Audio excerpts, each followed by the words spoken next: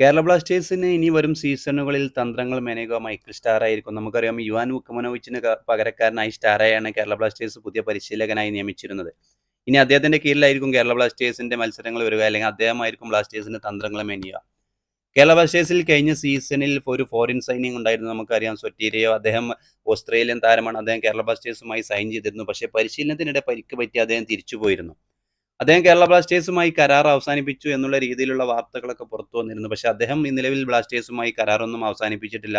അദ്ദേഹം പൂർണ്ണ ഫിറ്റ്നസ് വീണ്ടെടുത്തു കേരള ബ്ലാസ്റ്റേഴ്സിനൊപ്പം ചേർന്നിട്ടുണ്ട്. കൊച്ചിയിലെത്തിയ ആദ്യ വിദേശ താരവും സൊറ്റീരിയോ ആണ്.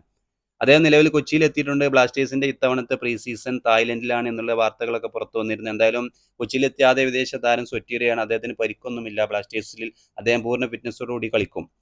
നമുക്കറിയാം ബ്ലാസ്റ്റേഴ്സ് തായ്ലൻഡിലേക്ക് വിദേശ പര്യടനത്തിന് പോകുന്നുണ്ട്. പരിശീലനത്തിന്, അല്ലെങ്കിൽ ആ ഒരു പ്രീ സീസൺ ആയിട്ട് പോകുന്നുണ്ട്. അതിനുശേഷം ബ്ലാസ്റ്റേഴ്സിന് അല്ലെങ്കിൽ സ്റ്റാറേക്ക് ആദ്യം വരുന്ന അവർക്ക് ഒരു മേജർ ചാമ്പ്യൻഷിപ്പായി വരുന്ന ഒരു ഡ്യൂറന്റ് കപ്പാണ്.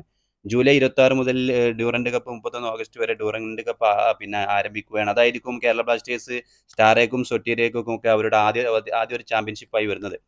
എന്തായാലും സ്റ്റാറയുടെ കീഴിൽ കേരള ബ്ലാസ്റ്റേഴ്സ് ഒരു മികച്ച പ്രകടനം കാഴ്ചവെക്കുമെന്ന് നമുക്ക് പ്രതീക്ഷിക്കാം. ബ്ലാസ്റ്റേഴ്സിന്റെ ഒരു ട്രോഫി വരൾച്ചയ്ക്ക് ഒരു അവസാനമാകുമെന്ന് നമുക്ക് പ്രതീക്ഷിക്കാം.